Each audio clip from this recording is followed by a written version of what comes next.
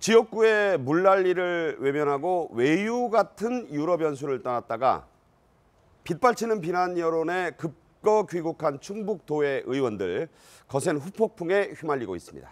국민들을 설치류, 즉 쥐떼에 비유했던 김학철 의원은 오늘 저녁 귀국합니다. 이훈우 기자입니다. 얼굴에 땀이 송글송글 맺힌 채 묵묵히 수해 복구 작업에 집중하는 박봉순 충북도 의원. 물난리 속에 외유를 떠났다는 비난 여론이 빗발치자 프랑스에서 급거 귀국해 현장을 찾은 겁니다. 현장을 있다 보니까 오히려 파리에 가서 있었을 때보다 마음은 훨씬 더 편합니다. 멋쩍은 얼굴로 다가서는 박 의원을 향해 주민들은 한마디씩 몰아붙입니다.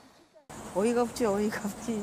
아유, 뭐 해외 가서 그렇게 하고 저기다가 와갖고 이거 사탕 빨리만 한 거지, 그 뭐예요, 그럼. 최병윤 의원도 송구스럽다며 주민들을 달래보지만 수해민들이 아픔을 한번 같이 겪는 게 도의원으로서 역할이라고 생각이 돼서 주민들 반응은 냉랭합니다. 100원짜리 이만큼 넣어놓은 것도 떠내려 갔을까 봐 그거 찾으러 들어가려고 물이 이만큼 차여도 들어가는데 공짜 돈은 500만 원씩 썼다며. 안 와도 돼. 자유한국당 소속 의원 3명 전원은 당원 징계 중 최고 수위인 제명을 당했고 더불어민주당은 다음 주 최 의원에 대한 징계를 결정합니다. 국민을 집단 행동하는 설치류에 비유해 논란이 됐던 김학철 의원은 박한범 의원과 함께 저녁 귀국합니다. 채널A 뉴스 이윤후입니다. 네, 이번에는 정치 얘기 해보겠습니다. 전문가 두 분 모셨습니다. 최진봉 성공회대 교수, 박상원 공관과 미디어 연구 소장 나오셨습니다. 어서 오세요. 네, 어서 오십시오. 안녕하세요. 자, 무슨 일이 있어도 일정은 다 마치고 귀국하겠다고 큰 소리를 쳤던 김학철 충북도의원. 결국 비난 여론을 못 견디었는지 오늘 밤에 8시가 조금 넘어서 귀국한다고 지금 알려졌는데요. 네, 지금 보시는 것처럼 국민들이 이상한 레민 같다라고 얘기를 했던 김학철 도의원, 막말이 이번이 처음이 아니었습니다. 들어보시죠. 사람의 위해를 가하는 들은 해야 됩니다. 대한민국 국회 250마리의 위험한 끼들이 있습니다. 네, 지금 들은 발언, 이번 레밍 발언으로 온 국민이 이 설치류, 레밍이 뭔지 확실히 알게 된 것 같아요. 그러니까 이제 이게 우리가 인생을 지혜롭게 사는 방법이 내가 갑인지 을인지를 정확히 좀 파악을 해야 되는데 네네. 최근에 갑질 논란 많지 않습니까? 네. 근데 확실히 을이 있습니다. 누구냐? 선출직 공무원들이죠. 왜냐? 본인들이 공복을 자임하고 있지 않습니까? 국민의 종이 되겠습니다. 국민의 봉사하는 모습이 되겠습니다. 그러면 슈퍼갑은 국민인 것이고 그 사람을 뽑아준. 그다음에 선출된 도의원, 국회의원들은 철저하게 어린 것이죠. 갑집에 물난리가 났는데 국민의 종이라는 사람이 외유를 나갔다 잘못된 것이죠. 그것부터가. 네? 그럼 잘못됐으면 빨리 반성하고 들어와야 되는데. 거기다가.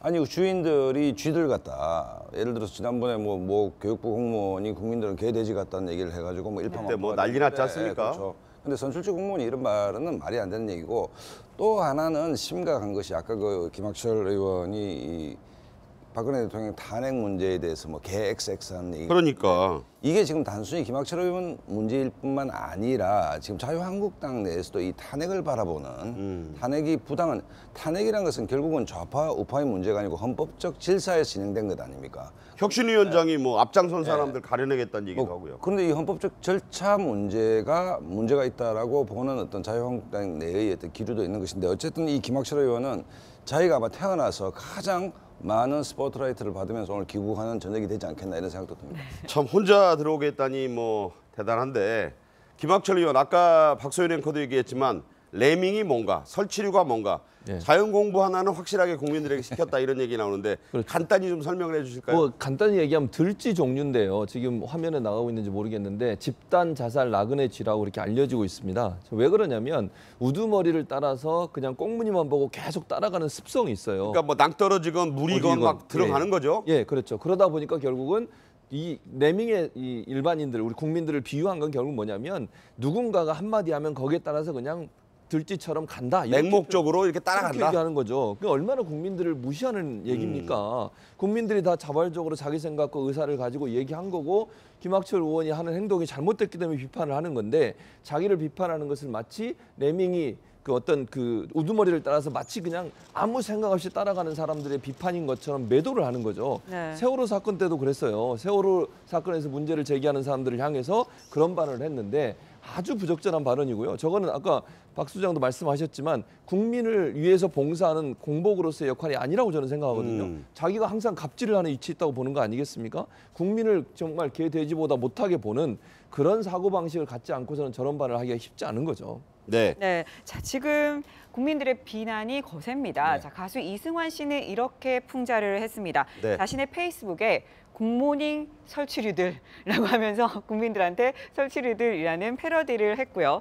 그리고 그 다음을 보시면요. 이재명 성남시장 얘기죠? 네. 이재명 성남시장은 김학철 충북도의원 국민들이 자살하는 들쥐냐라고 하면서 당신들의 폐악질도 반드시 끝장나는 날이 올 거다 이렇게 비판을 했습니다. 네. 네, 이런 걸 보면 정말 국민들의 비판이 거센데 김학철 의원이 지금껏 해온 말과 태도를 보면 과연 오늘 저녁 8시 10분에 귀국을 할 때 어떤 태도를 보일 것인가 이것도 굉장한 관심거리예요.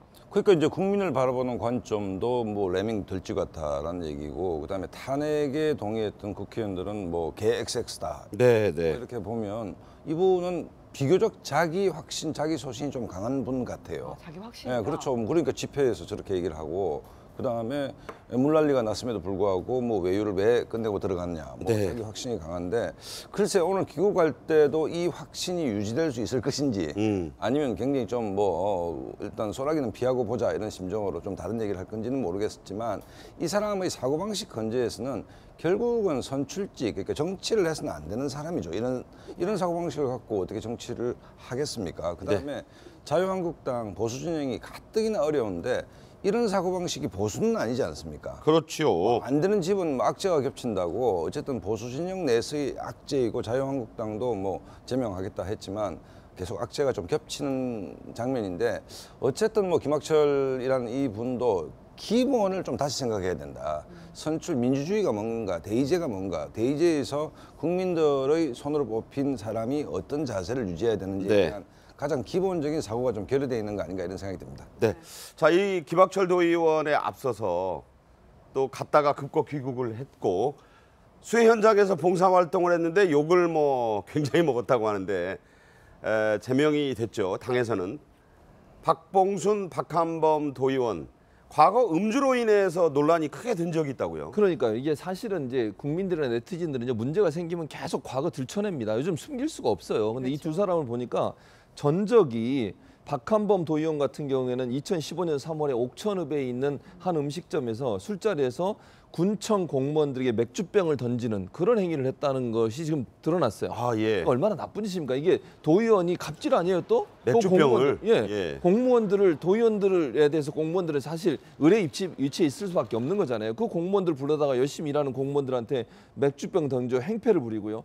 또 한 분 박봉순 도의원 경우도 이 사람이 지금 유일하게 수해 피해를 당한 지역구가 자기 지역구예요. 청주 바로. 예, 청주. 예. 그 사람도 음주운전으로 적발된 전력이 있는 것으로 나타나서 이게 원래 나쁜 짓 하던 사람은 그 전적을 바꿀 수가 없나 봐요. 네. 그러니까 이런 식으로 계속 나쁜 짓이 나쁜 짓을 낳고 아까 뭐 판사 얘기도 아까 하셨잖아요. 그러니까 그런 모습을 보면 정말 우리 그 국민들이나 주민들이 잘 뽑으셔야 돼요. 이거 잊어버리지 마시고요. 내년 이제 얼마 안 남았거든요.